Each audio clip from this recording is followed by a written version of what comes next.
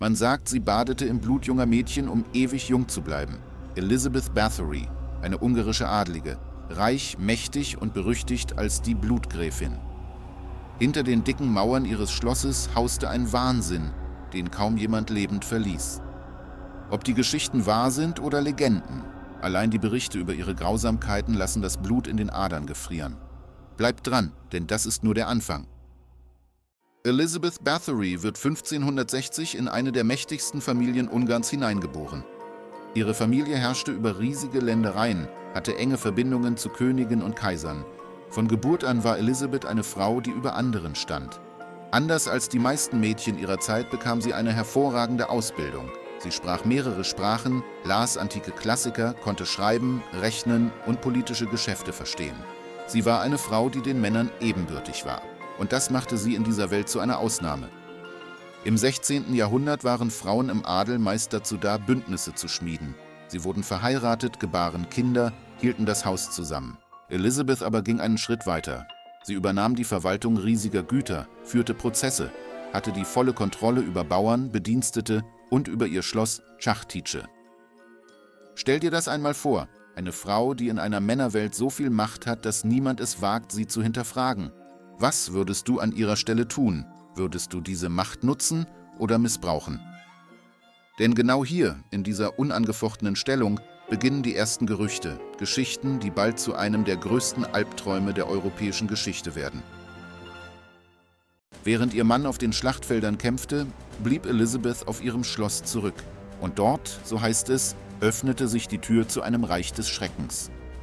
Mädchen aus den umliegenden Dörfern verschwanden spurlos. Man lockte sie mit Versprechen, Arbeit, Bildung, vielleicht sogar ein Platz am Hof. Doch wer das Schloss betrat, kam oft nie wieder heraus. Zeugen berichteten später von Szenen unvorstellbarer Grausamkeit, von Schlägen, von Nadeln, die in Fingernägel getrieben wurden, von Mädchen, die bei eisiger Kälte nackt hinausgejagt wurden. Dann kam die Legende, die Elizabeth Bathory unsterblich machte. Eines Tages soll ein Dienermädchen sich beim Kämmen verletzt haben. Ein winziger Schnitt, ein Tropfen Blut. Als dieser Tropfen auf ihre Haut fiel, soll Elizabeth geglaubt haben, ihre Haut sehe plötzlich jünger aus. Von da an, so die Geschichte, badete sie im Blut junger Frauen, um ewige Jugend zu bewahren. Ob das Baden im Blut wahr ist, bleibt umstritten. Doch die Zahl der Opfer lässt kaum Zweifel an der Grausamkeit zurück. Manche Quellen sprechen von über 600 Mädchen. Kannst du dir vorstellen, wie es war, in einem Dorf zu leben, in dem jedes Mädchen fürchten musste, auf dieses Schloss verschleppt zu werden? Wie hättest du gehandelt? Hättest du dein Kind versteckt oder hättest du dich der Macht der Gräfin gebeugt? Doch das eigentlich Schockierende ist nicht nur, was Elizabeth Bathory tat, sondern warum ihre Verbrechen so einzigartig in der Geschichte erschienen. Im 16. Jahrhundert waren Gewalt und Grausamkeit alltäglich. Kriege, Folter, Hinrichtungen. All das gehörte zum Leben. Doch was Elizabeth Bathory tat, war anders. Hier war es keine Armee, kein König, kein Henker. Es war eine einzelne Frau, reich, hoch angesehen, die in ihrem Schloss systematisch Mädchen foltern und töten ließ. Gerade weil sie eine Frau war, sorgte ihr Fall für noch größeres Entsetzen. Sie verkörperte das Gegenteil dessen, was man von einer Frau im Adel erwartete. Statt Schutz und Fürsorge herrschten Blut und Grauen. Und genau deshalb frage ich dich, glaubst du, Elizabeth Bathory ist nur eine übersteigerte Legende oder tatsächlich die grausamste Serienmörderin der Geschichte? Die Legenden erzählen von Blutbädern und finsteren Ritualen. Doch was war wirklich geschehen auf Schloss Čachtice? Die Aussagen von Dienern, Nachbarn und sogar überlebenden Mädchen zeichnen ein Bild voller Grausamkeit. Elizabeth Bathory soll Nadeln in die Haut ihrer Opfer gestochen, ihnen Fleischstücke herausgeschnitten, sie in eiskaltem Wasser baden lassen und im Winter nackt hinausgetrieben haben. Andere Berichte sprechen von Verbrennungen mit heißen Eisen, von Auspeitschungen, von grausamen Experimenten an den Körpern der Mädchen. Manche Opfer wurden tagelang gefoltert, bis sie schließlich an Erschöpfung oder Blutverlust starben. Und fast immer war Elizabeth selbst anwesend, oft lachend oder kommentierend. Die Zahl der Toten ist bis heute umstritten. Offiziell sprach man später von etwa 80 belegten Fällen, eine unfassbare Zahl. Doch andere Quellen berichten von bis zu 650 Opfern. 650 Mädchen verschwunden in den Mauern eines einzigen Schlosses. Wie viel davon glaubst du? Ist es möglich, dass eine Frau hunderte Morde verübt und niemand sie aufhält? Oder wurde hier die Legende größer gemacht, als sie eigentlich war?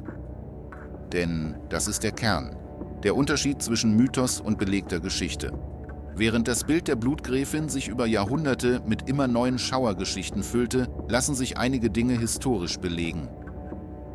Zeugen sagten später aus, sie hätten die Leichen gesehen, verstümmelte Körper, blutbefleckte Räume. Manche sprachen von Gräbern rund um das Schloss, in denen die Mädchen verscharrt wurden. Doch das Baden im Blut? Keine einzige zeitgenössische Quelle erwähnt es. Diese Vorstellung tauchte erst später auf, wahrscheinlich um Elizabeth endgültig zum Monster der Legenden zu machen. Aber egal ob Legende oder belegte Geschichte, die Wahrheit ist grausam genug. Und irgendwann ließ sich das Morden nicht mehr verbergen. 1609 beginnen die Gerüchte über das Schloss Chachtice so laut zu werden, dass man sie nicht länger ignorieren kann. Eltern klagen über verschwundene Töchter, Priester warnen vor satanischen Machenschaften, Diener fliehen und berichten von Grauen im Schloss. Doch Elizabeth war mächtig. Ihr Name, ihr Reichtum, ihre Familie, all das schützte sie jahrelang vor Konsequenzen.